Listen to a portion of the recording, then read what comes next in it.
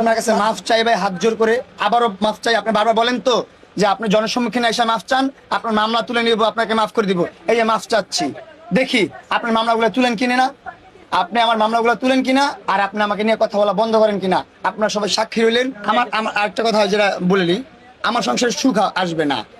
ওর সংসার ভেঙে আমার সাথে সংসার করতেছে।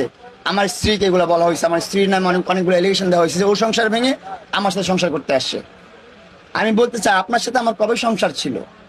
আপনার সাথে কখনো আমার সংসার ছিল না। আপনার সাথে আমার ভিউ এর ব্যবসা ছিল, একটা কোলাবোরেশন পার্টনার ছিলেন আপনি। আমার একটা কন্ট্রোভার্সি করতেছিলেন, আপনি তৈরি করে দিয়েছেন। এখন আমি বুঝতে পারছি যে আপনি যেটা করতেছিলেন, যেই রাস্তায় আমি হাঁটতেছিলাম ওটা ভুল রাস্তা। ওই রাস্তা থেকে আমি সরে আসছি। আমি হজ করে আসছি, আল্লাহর পথে আছি, আমি হালাল পথে আছি। আমি যাকে ভালোবাসি আমি তাকে বিয়ে করছি।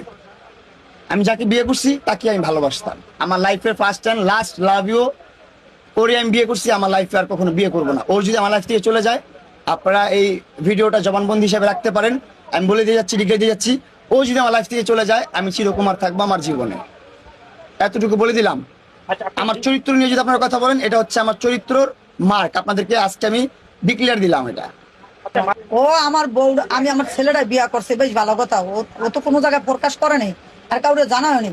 ও কেমনে কেমনে আমার বউর নাম্বার নিয়ে আমার বউরে অনেক বিরক্ত করতেছে, আর আমার বউরারে বিরক্ত করতেছে। এই নিয়ে মনে করেন যত প্রকার বাজে বাজে মেসেজ, যত প্রকার বাজে বাজে ভিডিও, বাজে ছবি, বাজে জিনিসপত্র সব ওর মোবাইলেও পাঠাচ্ছে। লিখন নামে একটা ছেলে আছে, ওরে দিয়ে কল দেওয়াচ্ছে, উল্টাপাল্টা বলাচ্ছে। তারপরে যে সোশ্যাল মিডিয়াতে যে এগুলা করতেছে, আপনারা কি মনে করেন এগুলো ইফেক্ট করে না? এগুলো ট্রিগার করে না? এগুলো ট্রিগার করে।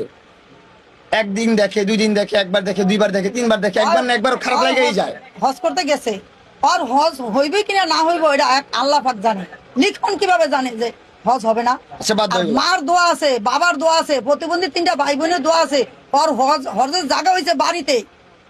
ওর হজ করতে মক্কা শরীফ যাইতে হইব না। ওর হজ এই যে জান্নাতের ভিতরে, জান্নাত এই জায়গায় আছে।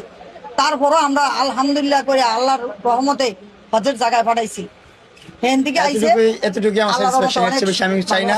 আর আমি ওই ভদ্রমহিলাকে বলতে চাই, আপনি ভিউ ব্যবসা অন্য কিছু নিয়ে করেন।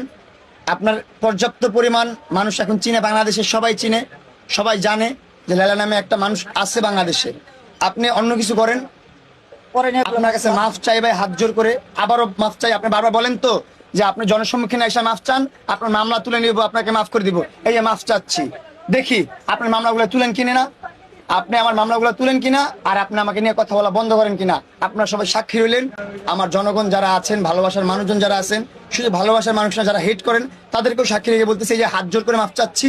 ও বলছে যে মাফ চাইলে নাকি ও মামলা তুলে নিবে, ও আমাকে নিয়ে কথা বলা বাদ দিয়ে দিবে। এই মাফ চাইলাম আজকে, দেখবো এটা রেজাল্ট কি আসে।